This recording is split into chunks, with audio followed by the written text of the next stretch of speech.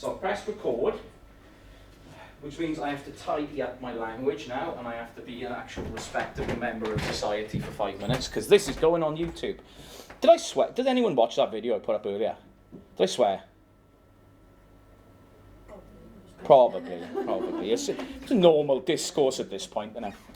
Okay, so this is obviously being recorded for the benefit of those who can't be with us today, wherever they may be, and we should have a minute just to think about some as well, because some of our colleagues are actually sitting in quarantine at the moment for 14 days when they've been returning back to places, which is kind of grim.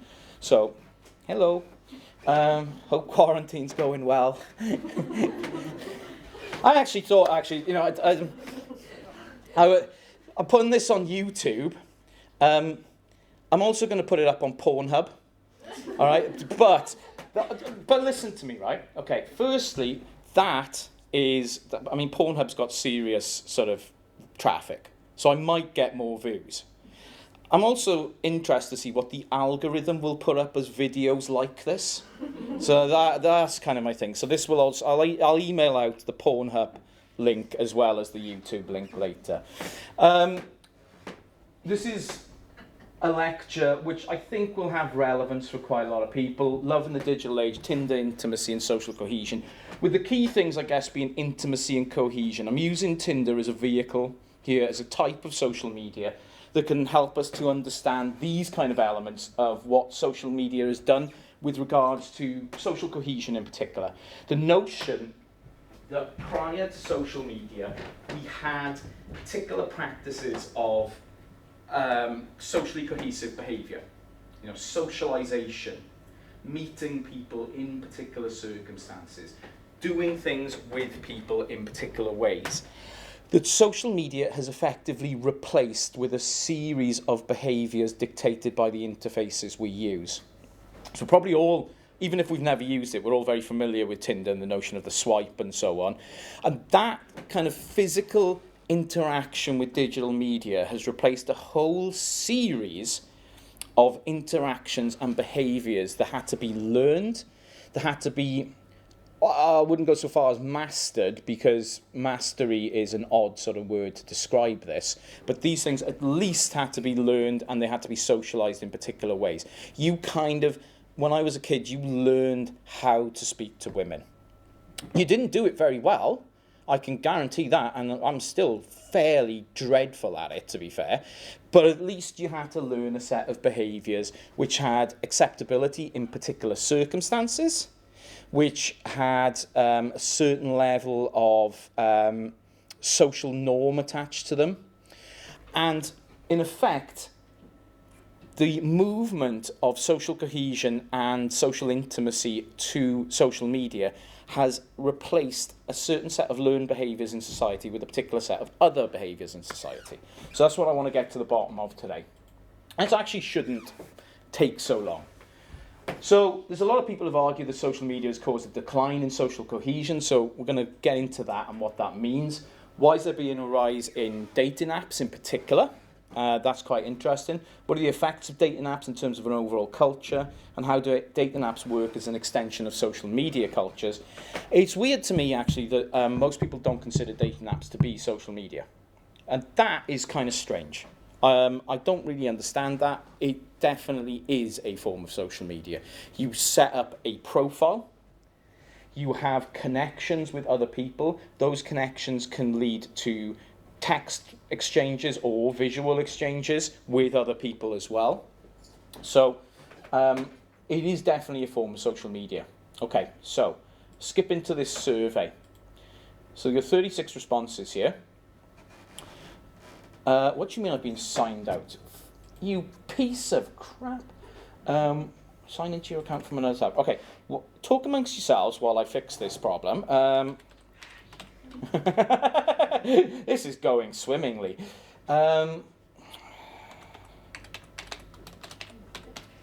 This might be my fault, actually.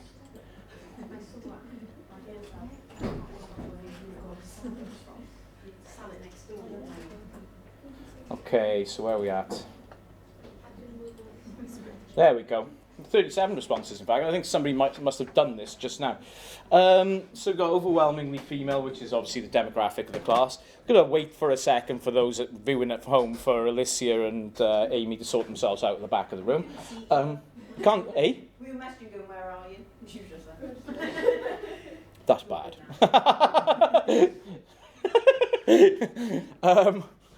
Again, Amy, wear your glasses. Right?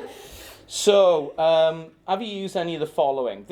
I had a look at this previously, and more than half of people who did this survey said they've never used a dating app. That was kind of interesting, because that bucks the trend from last year in a big way, where actually the number of people who hadn't used a dating app last year was about 5% in total. So that's kind of interesting. What have we got here? Well, Tinder's obviously the most frequently used, which, okay, I get that. We've got some of the other, the others aren't really doing much. Bumble's got a bit of traction, but not very much. Where do we go from this? Have you hooked up after using a dating app? No. 90% of people say no. I'm assuming some of you are just damn liars. And this is an anonymous form, so why lie in an anonymous form? If you're using Tinder to get ploughed, then just say it. Have you ever been in a relationship with? I like the symmetry here. Those who hooked up, is there, I don't know if this is 100% symmetry or not, but it's like, I was looking for a one-night stand and now I'm stuck with a sucker. Yeah, okay. So, this is kind of interesting to me because these stats do not correspond in any way, shape or form with the stats that come out of the companies themselves. Okay? The use of dating apps, particularly amongst your generation, people between, as they currently are, between 18 and 25, the statistics that come out of the companies themselves would suggest this is erroneous.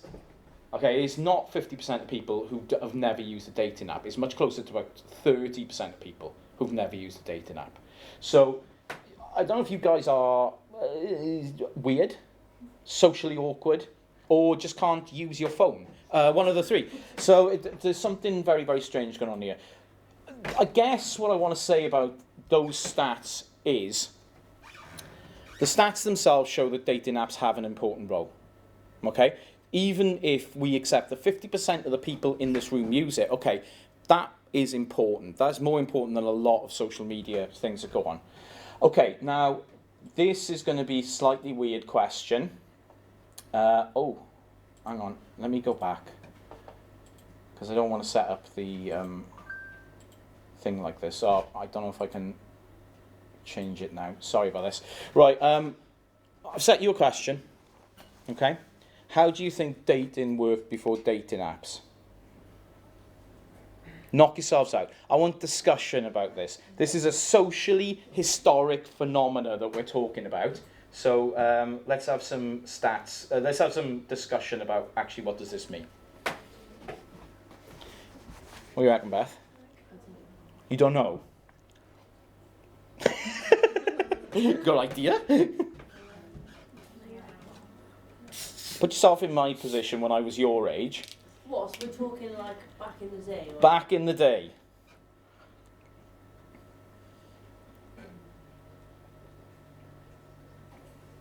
It was scary stuff. Let me tell you now. Hanging out at the skate park. Wait, you've been to the skate park? It's where some of it happened, not all of it. Swansea only had 2 skate parks when I was a kid, so then not all of it could happen in the skate park. Amy! Can you pend my approval, please? Can I pend your approval?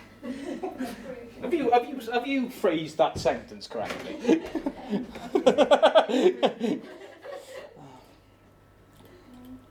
you. You're welcome. Your mum and dad met in a chip shop. Chip shops, were a hotbed of sexual frustration. Yeah, so yeah, that's absolutely true. Used to call people from phone boxes or write a letter. We also had social contact. You know, there were pubs and clubs and, school and college and university, Had to see each other naked in real life rather than in pixels. Yeah, frightening stuff. Yeah. You can't Photoshop real life.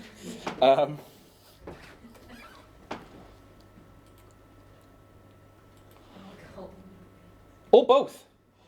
It's very important. Yeah, sometimes you'd have to get alcohol in before the movie. Yeah? Depending on what the movie is. That's getting a chip shop. That is epic. Or the divorce now. That's less epic. Yeah. But if they stayed in the chip shop.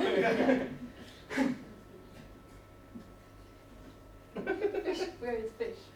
There's some bizarre things going on here. Yeah, Maddie's right, actually. Work or school, that's how it worked, yeah. It's how it still works. Largely, no?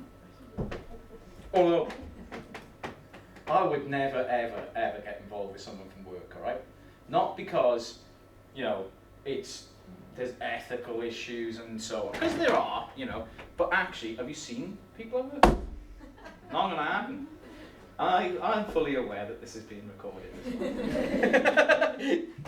I'm just putting it out there. And I'm stretching that, men and women, okay? I'm equal opportunities on that one. My friend said in his lecture that has his wife and they actually in the same office, face to face, working every day.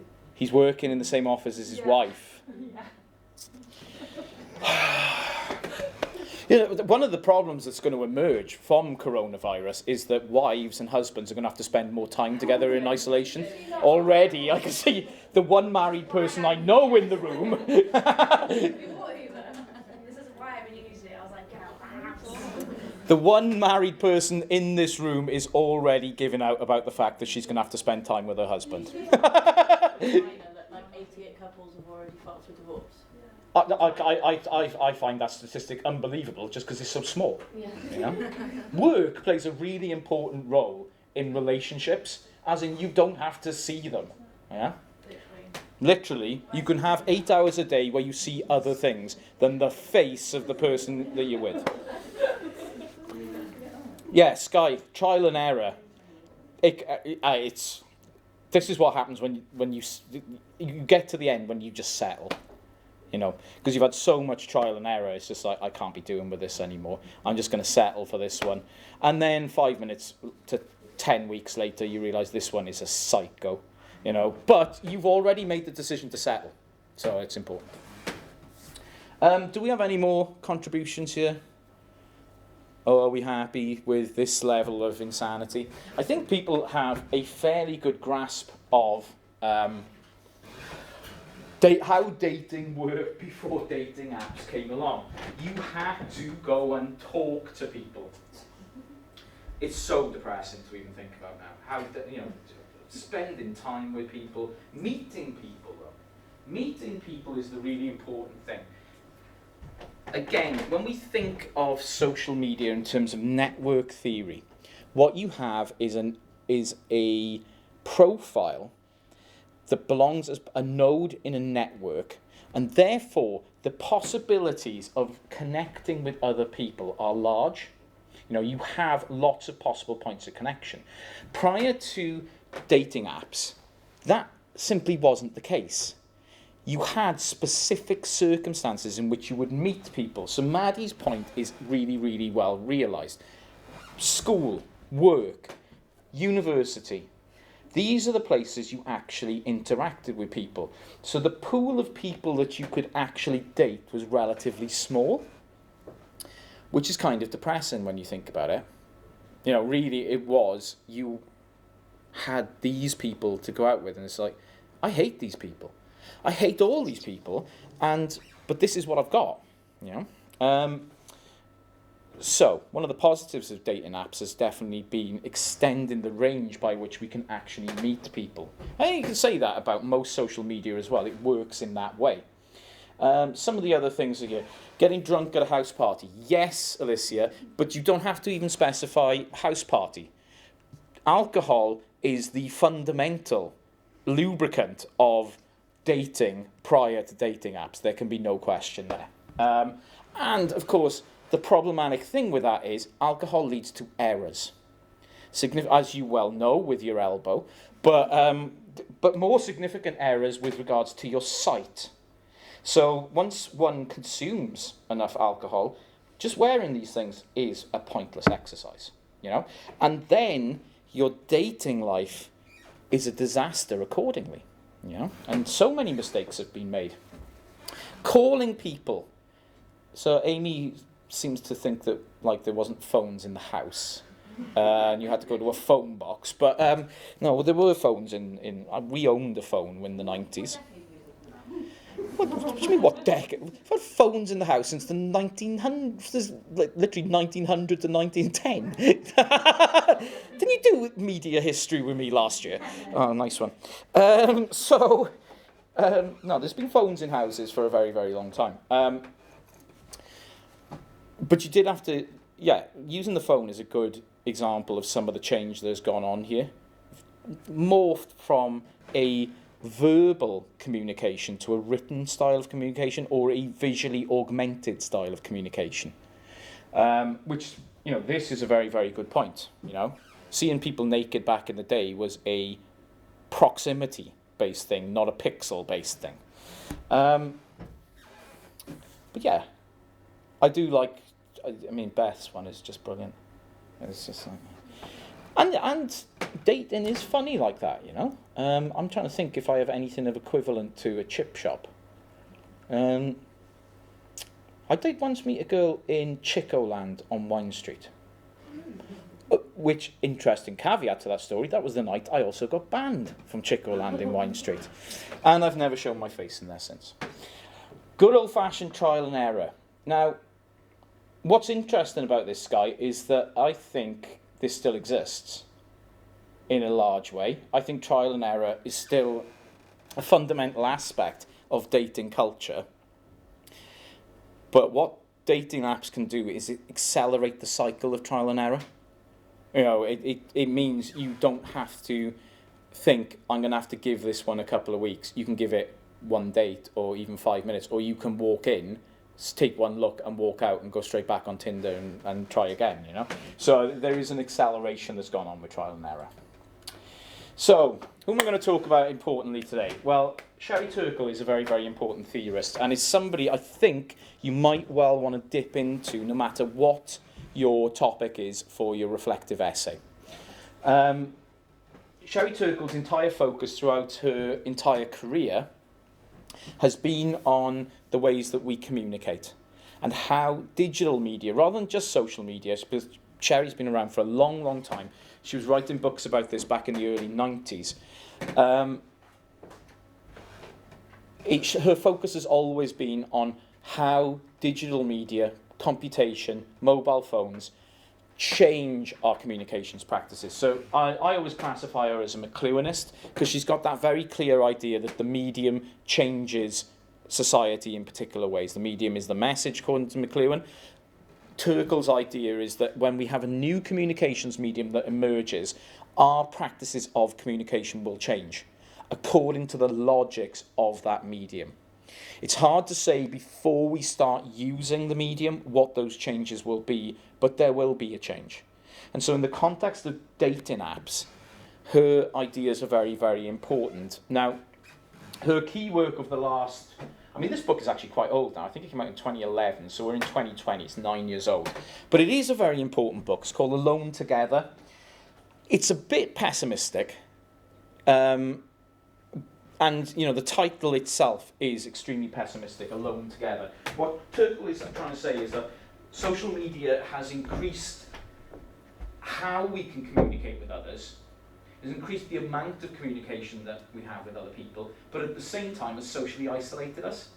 We no longer actually feel connected to people in the same way that we did previously, because most communication is now mediated by the platform or by the interface. So, despite the fact that we have more communication, we feel more alienated from other people at the same time. Hence, we're together, but we're alone in that togetherness. So, for Turkle, authentic interactions have become degraded through digital media use and constant exposure to meaningless interactions with AI, as she calls it. What she's referring to there is meaningless interactions with feeds. You know, constantly generated information on Twitter, on Facebook, on Tinder. as well. Importantly, we can conceptualize, what you get on Tinder as an AI influenced feed, and our interactions with those feeds are largely meaningless. So communication is organized by algorithm and is therefore inauthentic, according to Sherry Turkle. That's a bit of a leap in logic. She said just because it's organized by algorithms, it's inauthentic in itself. The reason why I say it's a bit of a leap in logic is because what she's presupposing is if we didn't have that, all our interactions would be authentic in some way. That is the leap. It does not mean that all our interactions are authentic just because we're not using digital media to do them. I have frequent inauthentic interactions every day. People come into my office, they ask for help in assignments or so on. Aaron, you were there last week, you asked me for help. That was not an authentic interaction that we had. I was just like, and you were like, yeah. And then we went on our way, right? And it's just like, that wasn't the most authentic interaction that either of us have ever had, probably. Okay, I exaggerate a little, but you understand what I mean. That a lot of our interactions every day, it's the classic Welsh thing. How's it going? Yeah, good. It's what? Actually, my life sucks. My life is dreadful. I'm a borderline alcoholic. I've got health problems. I'm suffering from depression and anxiety. But you don't say all those things, do you? You say, yeah, good. You? Yeah, good. All the best. That is a largely inauthentic mode of communication right there. So I wouldn't... There is a criticism of Turkle here that she proposes something as being authentic when it doesn't necessarily have to be. So her key point, though, is that we pay very little attention to one another. The digitization of communication and the digitization of interaction means we pay less attention to one another than we would have previously. Now, again, I think there are rose-tinted glasses on this a little. I'm not convinced there was a golden age of paying attention to one another in the past. I think back to when I was a teenager, before we had phones. Yes, I am that old. Before, what's horrible about this YouTube stuff is you can all see my YouTube username, because it's got my year of birth in it. Yeah, I was born in the 1970s, which kind of blows, because that was a long time ago. 1970s, man. I was born right at the end. I was only alive for 9 weeks in the 1970s. I should say that. I'm not convinced that there was a golden age of interpersonal interactions before this. There may well have been more attentive interactions prior to the emergence of digital media, but it was not. But you should not characterise it as like every time you saw someone, you got into a deep conversation with them. That's not how the world has ever worked, quite frankly. What Turkle's point is that we have more shallow relationships, and that I'm willing to accept. That the movement to digital media itself means we have more shallow relationships than previous. Not that shallow relationships didn't exist in the past, but there are more of them now. I think that is a fair point. And digital media bleeds into the non-digital media world. That's one of the important points that Turkle wants to make. She's not saying that everything happens on digital media. What instead she's saying is that digital media conditions us and socializes us in particular ways.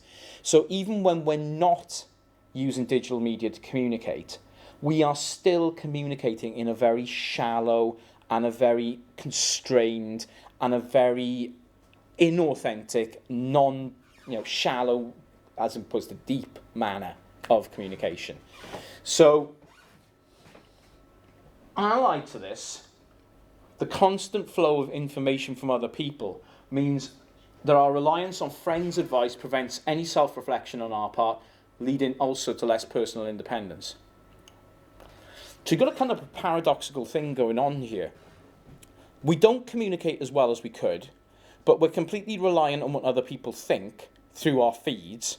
Therefore, we also don't have self-reliance in any way, shape or form. We don't identify with ourselves in a way which is useful.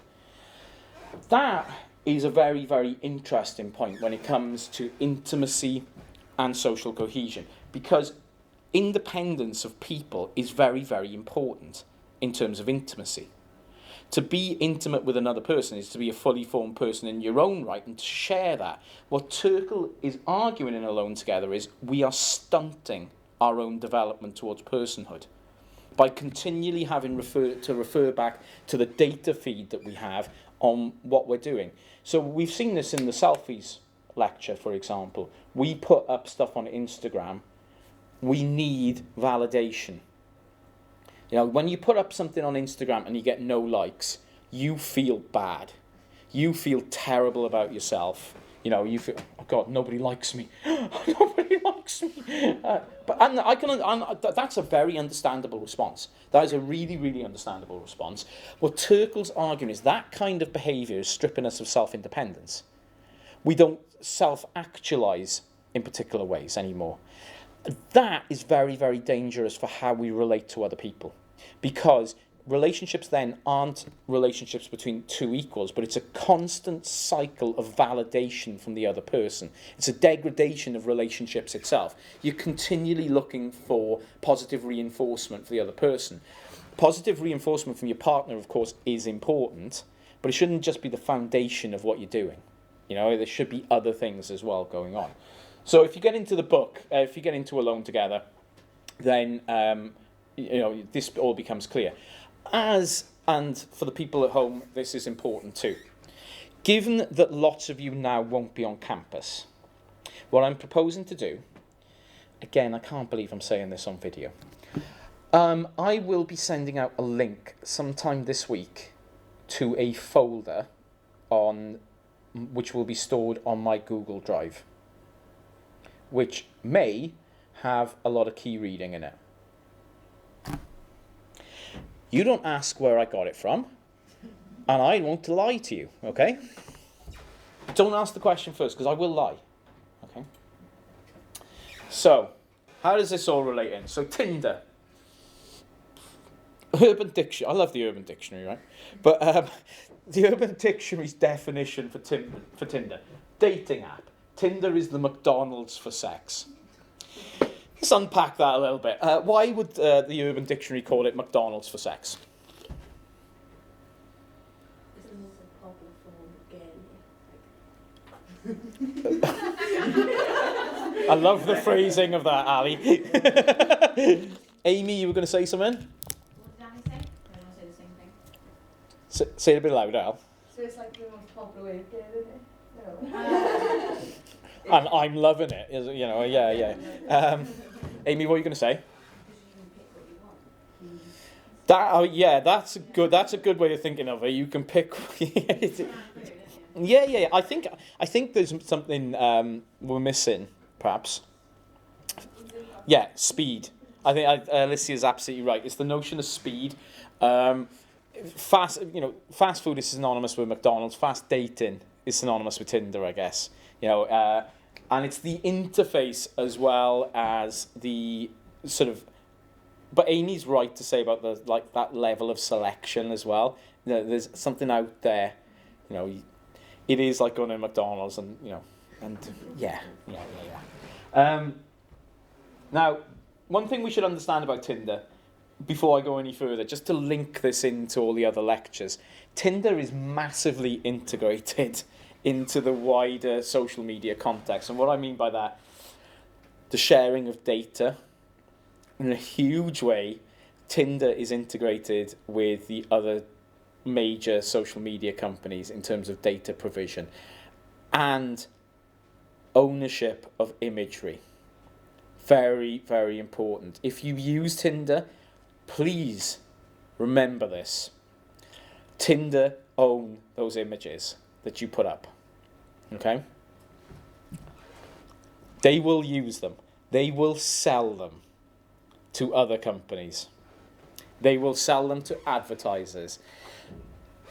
This does happen occasionally, and it did happen last year that somebody in the class said, somebody did a reverse image search on one of their images, which in itself, all right, is massively narcissistic.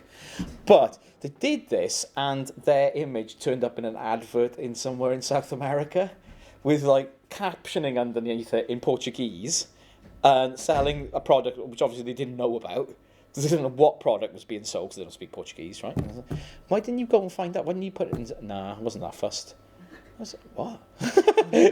You weren't that fussed? You were selling, I don't know, tyres in Brazil? And you weren't that fussed? So their image had been taken and sold.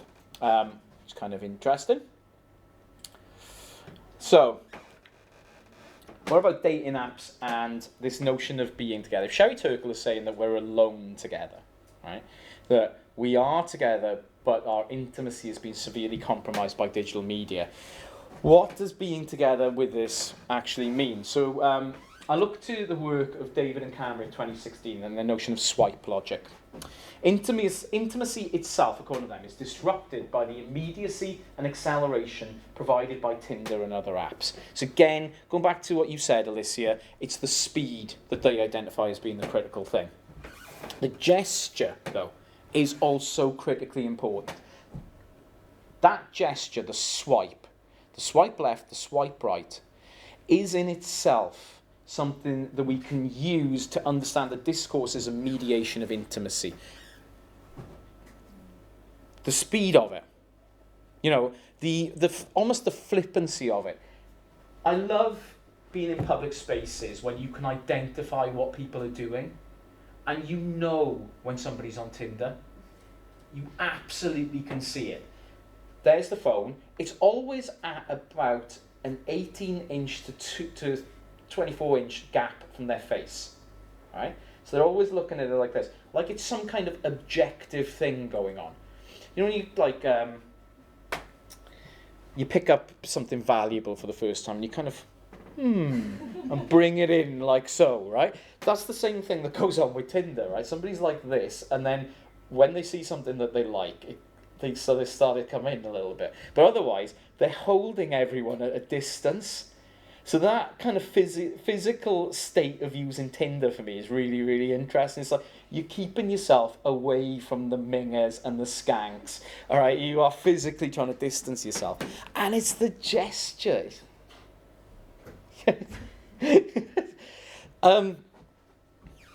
As a interesting aside to this, somebody that some of you in this room know has a Tinder account, and I was sitting with said person and they left their phone unlocked whilst going to the bar to get a round in, and I went on their Tinder account and swiped left on everything I could find.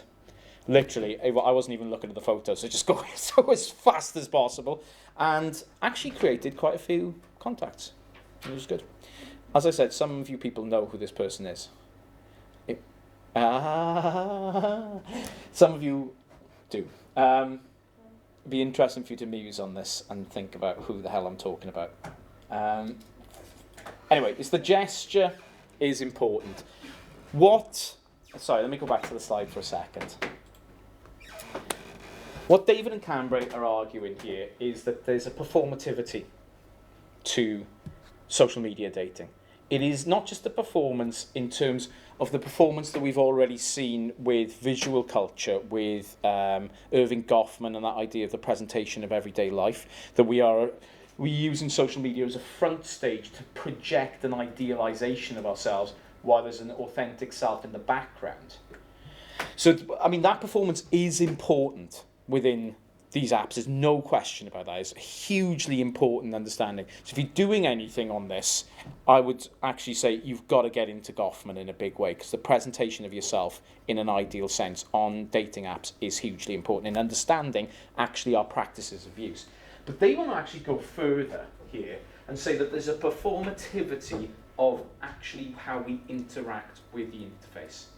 And it's that performance which is the accelerator of our dating lives. Literally, the fact that we can boil down a yes or no on somebody to a swipe after just seeing an image, because most people don't read the bio. You only read the bio if the image is good. It's a process, this, right? You see the picture first, you're like, nah. You don't get to read anything underneath at that point. And I think that's a bit unfair for me to say that. Actually, that's Tinder's own analysis says that. That's how most people act when using it. so they want to draw into, the speeding up, the acceleration is a performance, and it's linked to performativity. What we also need, I've just touched upon this as well, but when we think about Tinder profiles in particular, they have something very, very important that needs to be done. The signal and the noise is a very, very good term to do this. If we think of the mass of profiles on dating sites as signals, as noise, as general background noise, what's going on.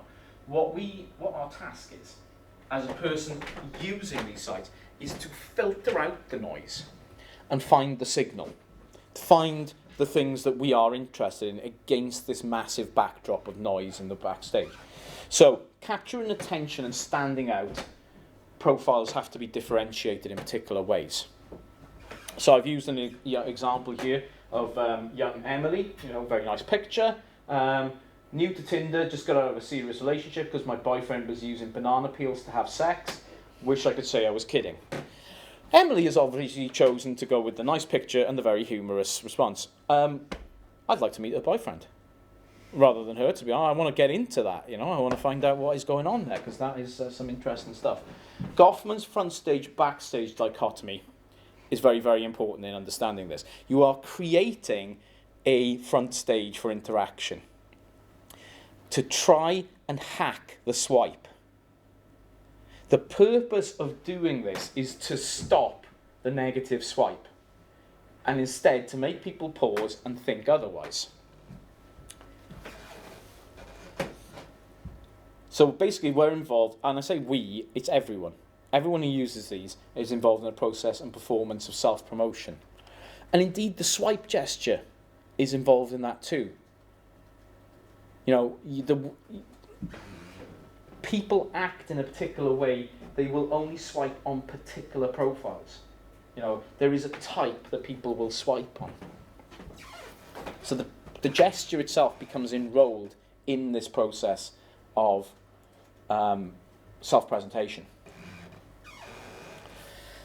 And when we think, going back to Turkle again about authenticity, this notion that there is something real, there's a real person involved in this. Well, actually, the interfaces themselves are so simplistic that notion of it being a real encounter is really, really problematic. So you've got an extremely simple interface on most dating apps. You have image, name, age, location, strapline. To encode an entire person in this is really, really problematic. All we're doing is boiling people down to their bare basics at this point. Images are absolutely crucial. It's not a very nice word to use, but I use the word bait here. And I think, you know what I mean, it kind of gets to it. Tempting other users to connect. So we use an idealized and attractive image, not the self that is a factor in intimacy. Now, when we're talking about intimate relationships and being intimate with another person, the ideal falls away. Because actually, none of us are ideal. We are all massively, deeply flawed. I can see Alicia's like, what? I am ideal. Okay, 95% of us are not ideal, all right? So, and we all know this, right? If you've been in a relationship with another person, you have a honeymoon period. You have those first short days at the beginning when everything is like, la, la, la, la, la. Oh, everything's wonderful. This person is so wonderful, until you realise they're a mess. And do you know what? Everyone's a mess. Every human being's a mess, because we're all complex and we're all contradictory. And people who aren't a mess aren't human beings. They're game show hosts. Okay? They're perfect individuals who don't really exist in any way, shape or form. Anyone who actually comes across to you, if you ever meet a person you think, that person's really got it together, they're so solid, such a wonderful person, that person you're talking about is a psychopath. All right? And they have the skins of young children drying in their shed. All right? And they have a huge collection of children's shoes underneath their stairs. Nobody is perfect. Okay? Dating apps, however, only work to surface perfection, to surface the best version of us. So they're a classical Goffman front stage performance space. Okay? But in a way, even the Goffman would be like, whoa, this is weird. To present yourself, to, almost to curate your own self in such a way to hook another person is interesting. And this is where dating apps differ so much from dating in the past. So we got into some of the instances of what dating used to be like in the past. And again, Alicia's point about drinking was really, really important, right? And one of the things that happens, I'm sure there's some of you in this room that don't drink, so let me give you my decades of experience of being a drunk, basically, all right? One of the things that happens when you drink heavily is that you become a mess, all right? You become a stuttering, dribbling imbecile. My default state. Now, when we talk about the presentation of self in everyday life through dating apps, this is a model of absolute perfection. Nobody is putting pictures of themselves on Tinder like at 3 o'clock in the morning when they're eating curry sauce, cheese and chips and half of it is down their face. They've been sick on themselves. Yeah, you know. Caitlin's there like, yeah, well, that was me last week. Nobody's putting that image up. But that used to be the frequent image that you would have when you were actually trying to date in the past. You'd be in that kind of state. So it's a wonder that the human race hasn't died out, quite frankly, because, how did anyone ever get it together? I don't know. We have a hugely sanitized version of what dating actually is now, and these apps have worked to, I guess from an aesthetic perspective, improve, to re-emphasize looks and re-emphasize, appearance at the sake, though, of something a little bit more authentic about what the other person is, which I think is quite important to note.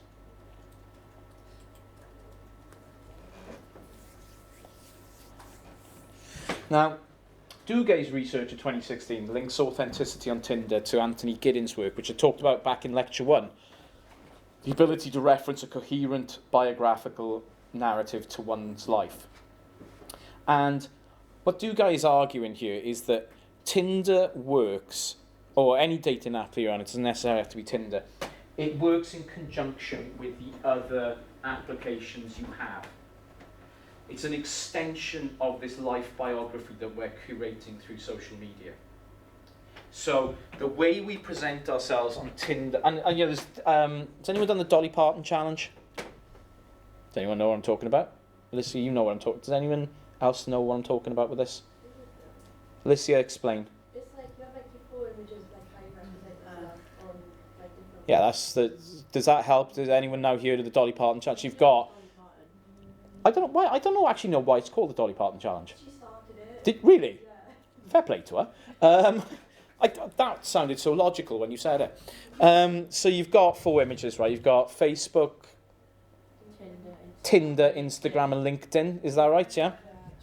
I've seen a couple of variations on it as well. And you present yourself in different ways. And the idea, that in itself is interesting because what it's telling us is, yes, we're different on all these platforms, but it's still us on these platforms, and there is continuity between how we present ourselves on these platforms. What is problematic with this idea of Tinder being a part of the biographical narrative of one's life is the lack of authenticity. If our presentation of self on Tinder is fundamentally inauthentic, then the way that we're framing the biographical narrative of our life includes a certain amount of inauthenticity in it. And, if you like, a dishonesty about our own life narrative. I say that's problematic. And I think it is problematic, but it's not unusual. And not in any way is it unusual. In fact, I think dishonesty about one's own life story is fundamental to how we understand ourselves and how we present ourselves to other people. We are dishonest about who we are. We sculpt our own biography, and we've always done that. We tell the story from our perspective. Our failures might be our victories. Indeed, our victories might well be always considered our failures as well. You know, we're complex creatures like that. So, again, in terms of Tinder, if you want to understand it, we can link it in with how it serves a function as part of our life narratives as well. But that function is in itself really, really problematic. And what I really worry about with that kind of functionality of Tinder is the unsuccessful Tinder person. The person who gets nothing out of it. A large proportion of men on Tinder never ever connect with people. It's absolutely true. I'm saying this in kind of weird, kind of naivety almost, because I've never been on Tinder. I've never downloaded the app and I've never used it because it's never served a purpose for me, you know, because I've never not been with somebody when Tinder's been a thing, which kind of says weird things about me and codependency as well. Anyway, so it's a little hard for me to comment in this way, but you know, a large proportion of men never get anything on Tinder at all, not even a match. That's gotta suck. That's gotta give you a message about your validity and your self-worth, which is akin to getting kicked in the face, you know, constantly. So that kind of biographical narrative element and Tinder's role in it could be really, really problematic to how you create your life story. So I usually stop here. Would it be okay if we keep going? Because there's not a huge amount of slides this week. It's a short lecture, and actually, I don't want to break the video, basically. And I'm on a roll. So, what else do we need to consider with regards to social media culture in general? Catfishing and trolling. Catfishing, so good. I, again, have a story. All right. This wasn't on Tinder. This was on the sewer of dating apps, Plenty of Fish. But a friend of mine made a acquaintance of a very attractive-looking young woman from Neath. Already, alarm bells should have been ringing at that point. Neath should alert people that this is not a relationship you want to get into. And the odd thing was, the lady in the pictures seemed a lot younger than the profile. And instantly I'm like, something odd going on here. Anyway, this was pursued with some intentionality on the part of my friend, really trying to get there. And all seemed to be going well. And a meeting was set for somewhere really classy underneath, like the Workingmen's Club. And abruptly, the meeting was delayed. And the message that came through was, yes, still happy to meet. Please buy me one iPad Pro. Now, an iPad, does anyone know how much an iPad Pro costs? About 900 to 1,000 quid. Now, if you are going to use a prostitute, there are way cheaper ones than 1,000 quid. In fact, you could probably get 10 for that price and have an hour you'd never forget. And go nuts. Male, female, bit of both. But no. Don't buy someone an iPad. This was a classic case of catfishing. Right? So, catfishing is kind of online behaviour which is deeply antisocial. Now, they either reel someone in order to get something for financial gain or behavioural gain afterwards. So March et al.'s analysis of trolling on Tinder is fantastic, but the catfishing stuff was also really, really important. I'll deal with the trolling first. Basically, they looked at trolls on Tinder. I made contact with some who were willing to speak, but I just picked up loads and loads of instances of trolling on Tinder. And basically using some psychological testing, probably 16PF testing. So the people who troll other people on Tinder are usually either psychopaths or sadists who are just there to express certain elements of their psychopathy and sadism. And psychopathy therefore moderates the relationship between dysfunctional impulsivity and trolling itself. Has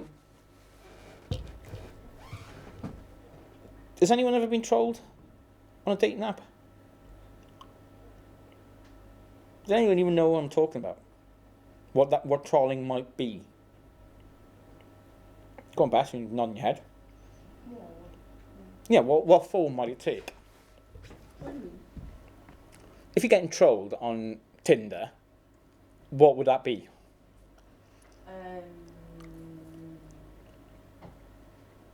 Help a lady out. Anyone got any ideas? Usually someone ghosting you. Explain for the people at home what ghosting is, Amy. Sorry.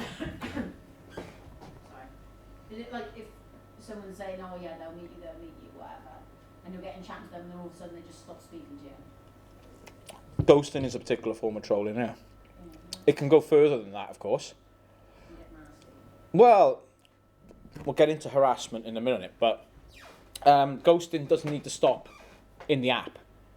One of the most popular forms of trolling on Tinder is to get people to go to somewhere, to meet somebody, record it, wait for them to sort of get upset and start crying or, you know, get frustrated or so on, record all of that and put it on YouTube. Nobody's ever done this? Oh, you people suck. Well, how do you even entertain yourselves as human beings? You know, you get some horn dog to get really up. And of course, profiles are fake. This is usually done to men, and it's men doing the trolling, setting up fake profiles as females, which is really, really intricate because you've also got to set up a Facebook account as well. So you've really got to go for this one to actually get into it. So trolling may not account for these hostile behaviours, but trolling is interesting. But we've got, there are different types of antisocial behaviour, basically, which have emerged thanks to dating apps. Catfishing, it's a variation catfishing on a lot of sort of corrupt behaviour, which has happened in the past. You pose as somebody else, or you pose as something else to get financial gain. That's as old as civilization, basically. But it's a new means of doing that. Trolling behaviour for the entertainment of others and for the entertainment of oneself. The platform affords us the opportunity to do that. And harassment can be really, really serious, of course. And harassment is a big, big issue. So I don't want to get into harassment too much at this point because I don't know of anyone who's actually doing anything around harassment for their projects. But if you look at some of the research that's been done on Tinder in the last, say, 18 months, it's become a big theme in the academic research that people are what is happening is that behaviours that we would have thought of as being harassment in the past have now been normalised to an extent through the use of social media dating apps. The things that we would have normally said that's unacceptable for people to do have actually been normalised to the extent to which the people don't consider it harassment anymore, like continually messaging somebody who's not interested. That is a form of harassment. If somebody says, I'm not interested in you, then so be it. They may not have blocked you or anything like that, but and we see this behaviour bleed into other elements of everyday life. This happens in other apps as well. If you're in a WhatsApp group, you can often get somebody peel off into doing private communications with you, and you're like, yeah, whatever, yeah, well, you can't very well say, get out of my face, I'm going to block you forever, because you've got this other context for communication. But people bombard you with stuff all the time. That is harassment, but we don't even think of it as harassment anymore. So the normalisation of particular kinds of behaviours is very, very problematic. Going back to touch, gestures such as pinching, dragging, scrolling, zapping, clicking, foster connections primarily using images. The gesture itself surfaces the image as the most important thing in dating. The idea that actually we become wired to a certain kind of physiological reaction. We look, we see, we swipe. You shortcut the reading, shortcut the thinking part of this, and you simply go into see, touch, swipe. It becomes a conditioned form of behaviour. It's almost like Pavlovian sense of conditioning, and there's something that needs unpacking. Does anyone know what the hell I'm talking about when I say Pavlovian conditioning? Anyone ever heard of this before? Anyone do psychology A level? Sky. Have you heard of Pavlov's dogs? Do you want to explain for me? Basically, didn't they just condition this dog to expect to be fed every time they run a bell or make a noise? Absolutely spot on. Sky's explanation is 100% correct. So, Ivan Pavlov, a Russian physiologist working in the 1890s, made some observations about the behaviour of dogs in his laboratory. He noticed that the dogs would start salivating at particular times of the day, just before they were going to be fed. Because they were fed at regular times, say 6 in the evening, 6 in the morning, they were always getting fed. So, that sound is interesting. We've all been conditioned to that sound. It's just, who did that? Who did that? Evelyn did that. So Pavlov noticed that his dogs had particular behaviours which were set. He thought, well, what if I could make them salivate to something else?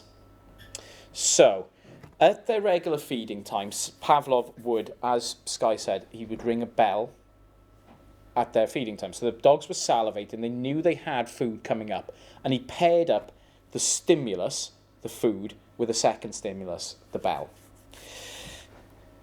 Did this for a few weeks, to pair up this stimulus, to basically create an association between two things.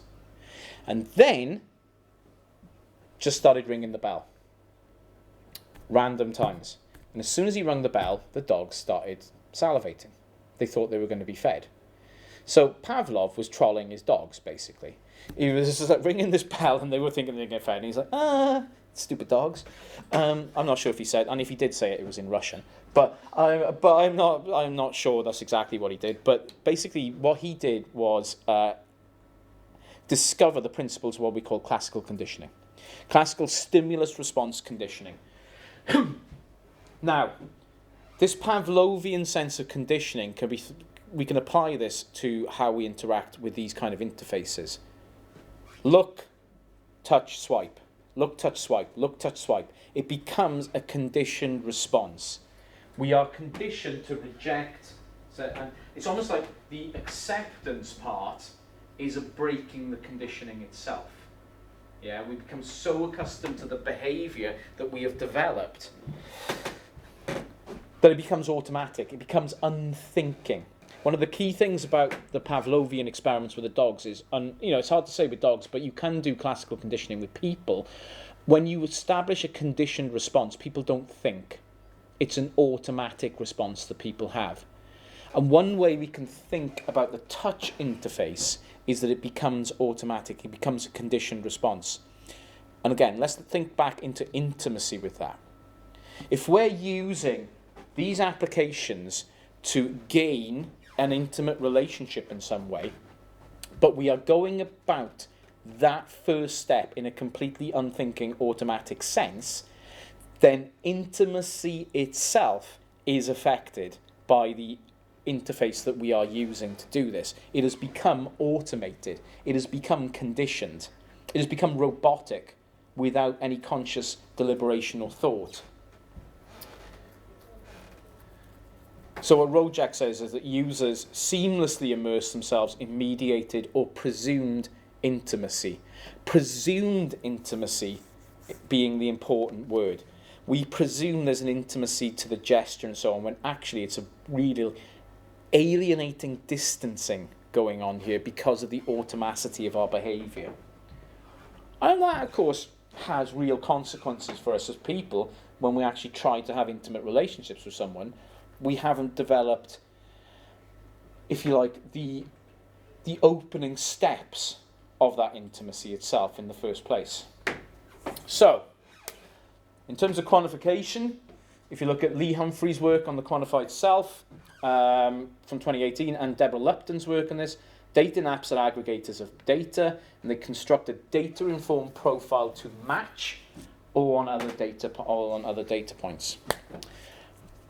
When I usually talk about data and algorithms, it's in a negative way. It's all about how that data is accumulated and sold, right? How we're the product. Dating apps, of course, do something more than just package us up and sell us, although it's important to note they do that. And it's a very important part of their business model.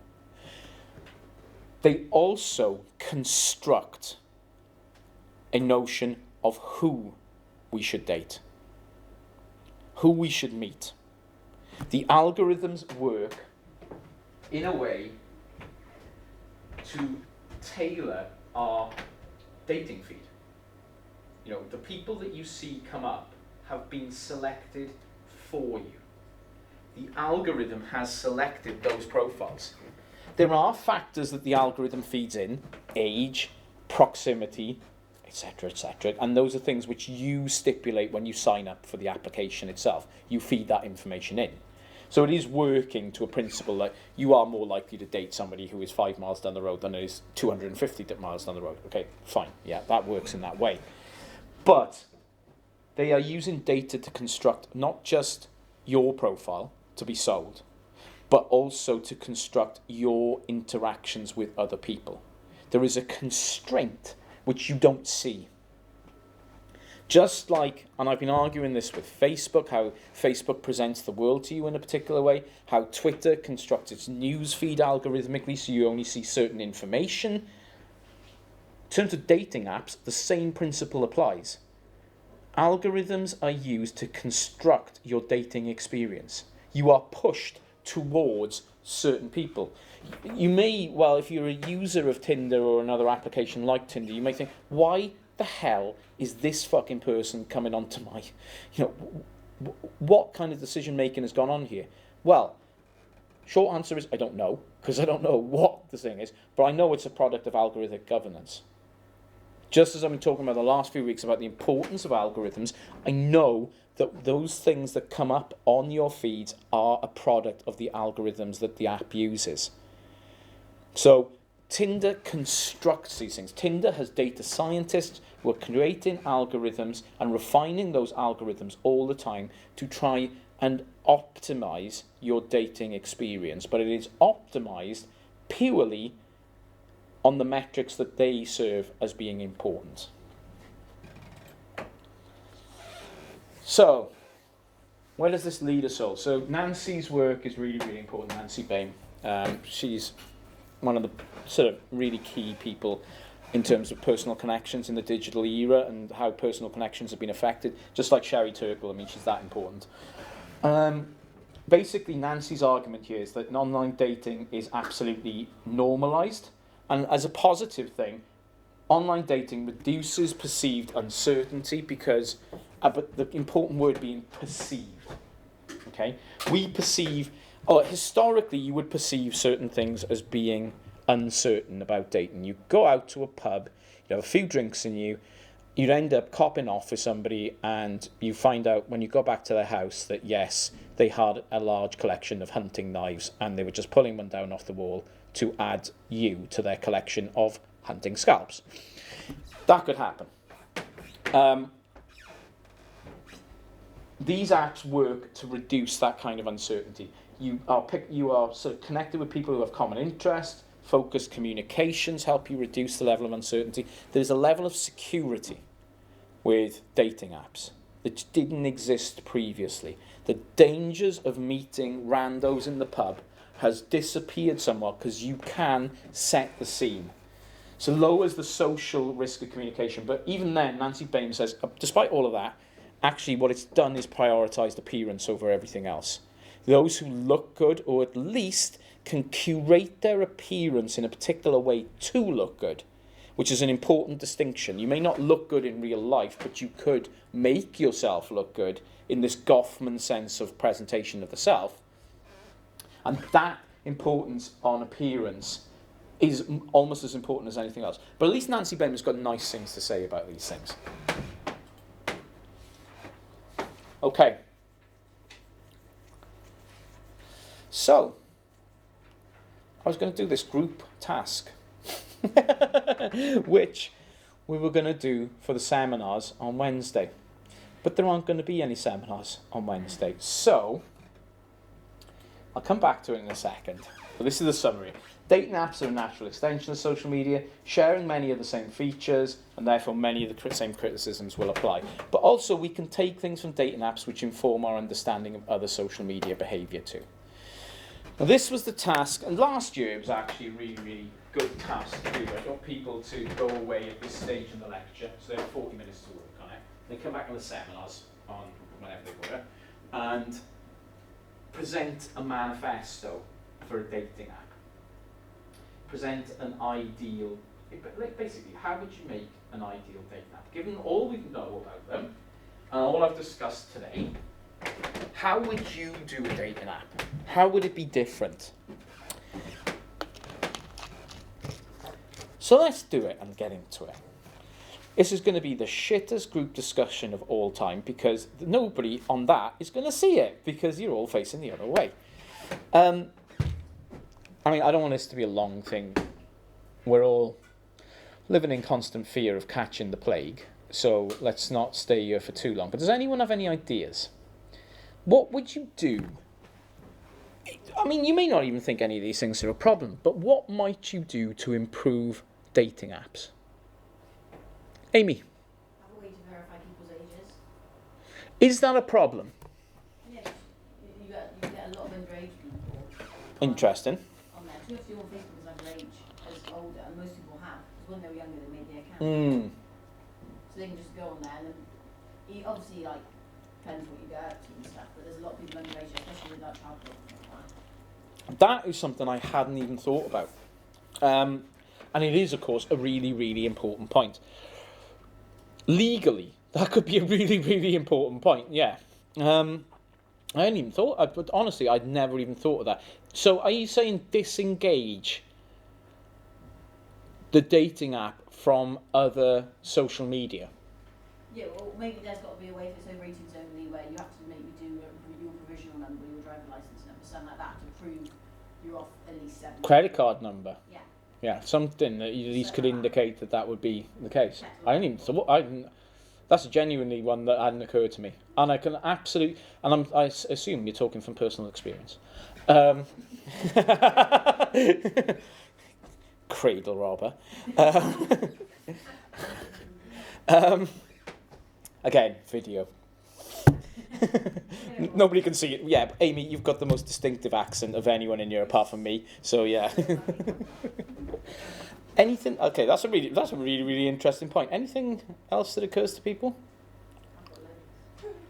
I'll come back to you in a second. Hey? Like a passport photo, so people know like it's legit. Do you look like your passport photo? That's the worst version of yourself. So if you like you for your worst version, they're gonna like you for your best. I mean, it is true. It is very true. Your passport photo is your worst self, always. I actually now look like my passport photo for the first time in years because I haven't got hair coming down to the back of my neck, or back of my middle of my back even, which I'm not very happy about, to be honest. Yeah. How could you enforce that?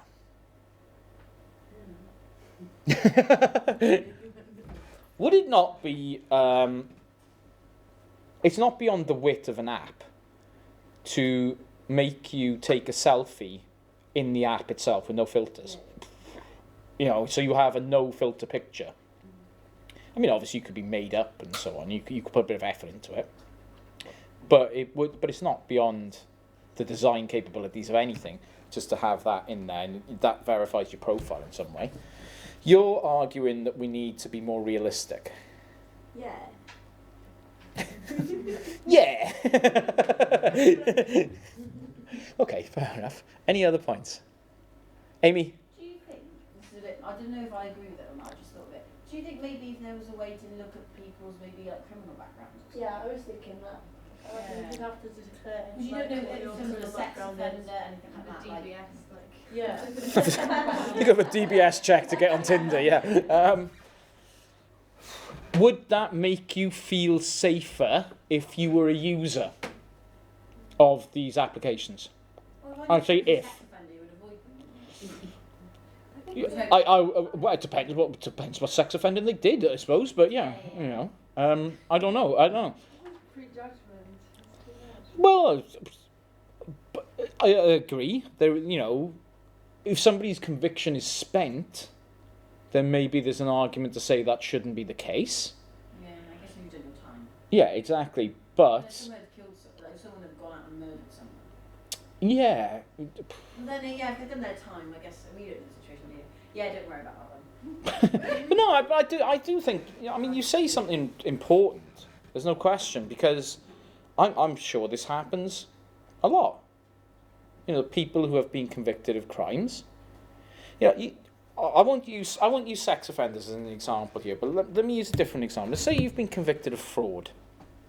All right, and your fraud was defrauding a partner. So you move in with that person, and then while you're in with them, you, without their knowledge, you forge documents. So you take half their house, you forge documents in order to take credit card numbers and so on and so forth, and you rob them of lots of stuff. And you do your time, okay? And then you go on dating apps, and you're sharking for somebody else to do this to. All right, and now you may well be specifically looking for more vulnerable people with a vulnerable looking profile who seem to have financial independence. So you've algorithmically looked yourself. You can do that, though. You can choose. Of course you can. You can set the parameters to look for these people, right? And then basically what you're doing is you're using the dating app as a way of targeting your next kill. Not kill, but you know what I mean. So, I don't know, maybe there is something in that. You know, we always think of sex offenders when we think of these things, right? Not everyone in the world is a sex offender, fortunately. But I think there's something in, I definitely think there's something in what you're saying, yeah. It's because there was a thing, I don't know if anyone else has seen it, it was on like Twitter or Instagram, it was like, the girl was speaking to a boy off Tinder, and he had a photo with Holly and Phil. Right. And then she saw it and searched around, and he was the one who accidentally killed someone with a punch. And she like put it on Twitter going, this boy's trying to chat to me, whatever. I thought it went viral, but maybe not. And she put it on there, and it was a photo of him with... It was an accident. Oh, yeah. She put it on there, and everyone was like going mad about it on Twitter. Yeah, and I don't know, on the flip side of that, is that going to define that guy's life, right? If that was an accident and he's paid for his crime, does he have to announce that every time he... Should that be the first line on his Tinder bio? I killed someone. No. And actually, if he put that up, I guarantee he'd get some likes. He put the photo up. Because let me tell you, there's a certain group of women out there who would be really turned on by that. It's true. It's true. You all know it's true. Best looking at me like, nah. And it's like, yeah, whatever. Have we got any other ideas of what we might do with dating apps? Amy, you are a trove of information. I'm sure you've got more. I've had so many Dodgy people. Yeah. What do you if you don't mind me asking, what platform do you use? I don't know, but I met my boyfriend on Tinder. Okay. But so that worked out. Before That didn't work out. that. Yeah. No. That's a 50% strike rate. It's not bad. I know, I've got a good success rate with it. There you are. Yeah. If you want tips, But there's Amy's your girl. There's been people where you speak to them, like, and then you get them on Instagram, and you catch them out on their age. This sounds like it's been a significant issue in your dating life. I've had people like message me on Tinder, but this is ages ago, and I think I must be like 17, 18 or something. And they said they were my age, obviously that was on Tinder. You got them on Instagram, it's only like after like a few hours of chatting, and then you see them in their prom photo. It's just like, what are you doing? You're a weirdo. Yeah. A lot of people are lying. I know, like, all my friends have experienced it as well. Like, people are lying, but it's never gone to the extent where they've met. It's just you just see like little. Well, yeah, and you mostly hear of this from the other way round, right? You get people who are older who will say they're younger, which can be harder to verify. You know, it can be a more difficult thing to verify. You know, I wonder about that actually. If I was like, you know, if I broke up with my partner now and I like said, shit, I got to go on Tinder, what age would I put down for myself? So well, I can't actually pass for less than 40 anyway. So I'd have to be honest, right? And that's come as a surprise to quite a few of you in this room. He's like 40. I thought that motherfucker was about 56. Yeah, thanks guys. But I don't physically think I could pass for anything lower than that. But would I be tempted to? I don't know. Would it serve me any well? Don't do that. All right. Well, I won't. I'm not going to do it anyway. But but just not to offend you and your sensibilities, I won't do it. You know, right? Yeah, I don't know. But maybe I'm out. Maybe I'm talking in the abstract. You know, because I don't. I did use dating apps years and years ago, but it was before Tinder existed. That's kind of how old I am. You can lie about your age in person, though. Would I do that? Because my uncle did to his ex. Did he? What did he say? Go on. He said he was my dad's age, so he kept saying he was 5 years younger. So instead of 60, he said he kept saying he was like 54, 55. Is it important at that age? That's what I mean. honest question, that one. Is it really important when you're over 50? I don't know. I'll tell you in 10 years' time. How old do you have to be to get a free bus pass? 65. No, it's younger than that. I thought it was 60. Yeah, no, it's 50 something. 60 for women, 65 for men, but that changed a few years ago. Yeah, my uncle's got one. He's like 54. Yeah, what's the matter with him? Nothing. He's an accountant. He's doing great. Really? Yeah. Oh, my dad didn't get his till he was 65. Oh, no, he's got one. Never used it. Maybe they changed it. No, my dad doesn't use his either. It's not really age now. Yeah. Anyway, I'm a while away from that, so don't be cheeky. They won't have buses when I get to that age anyway, so I've been screwed anyway. Okay, have we got anything else that we want to... I mean, I'm not going to make you guys do this now because we're not going to meet up on Wednesday or Friday anyway. It would have been a good exercise just to get you thinking about these things, but... People's qualifications. Oh, you elitist snob. Dear me. Already just for like professionals only and like people with like degrees. I'm sure you... look, yeah, but guys, I'm sure you can lie. I'm positive you can lie on that. I don't know. How would they verify your qualifications? Do you have to up graduation? Well, yeah, you could get one of them done if you want. I know we're going to extremes here, you know. But which is the service? It's not Match, is it? But somebody says dating for professionals. There we go. I think it's called Elite or something. Yeah, thank you. Yes, Elite. Yeah, it is. Elite Date or something like that. It's like Elite singles. Is Christian singles in that? yeah. There's subdivisions of this all over. There's heavy metal dating, which I would be into probably. People who have particular sexual preferences, they're catered for. And I don't mean like gay or bisexual or anything. I mean like like to have nails hammered into their testicles and things like that. Those people are catered for pretty well. So yeah, there's subdivisions of all this. I think that elite. Why would you care? I wouldn't. I just saw that my cousins are dating a bricklayer, and I thought that was excellent. I was like, if I could go again, I'd definitely date a bricklayer or like a plumber or electrician. I was like, Somebody with a trade, is it? really practical and fix my toilet, which is now broken. So that's fine. Oh, you could always learn how to fix it yourself. Yeah, that's like effort. Yeah. So basically what you're saying is if you could do it all again, you'd like to hook up with somebody who could stop you from having to call a tradesperson. Yeah, exactly. Fantastic, yeah. There we go, ladies. We might leave it on that. If you want to get by in life, hook up down the local tech, not in university, all right? All right, we got any questions? I've put up a video, obviously, already today. I do urge that you watch it if you haven't seen it already, just to give you...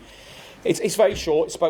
I think it comes in under 20 minutes, and it's just my guidance for assignments 1 and 2 and what you should be looking to do. I've also put some links in the bit underneath that so my Skype address is in there, and I think I put that in my email earlier as well. And what was the other thing that was important in there? Oh yeah, Coa College office if you need an extension. If you do need... turn that off. can do. Once I turn the camera off, I will explain further. Beth, watch yourself for a second.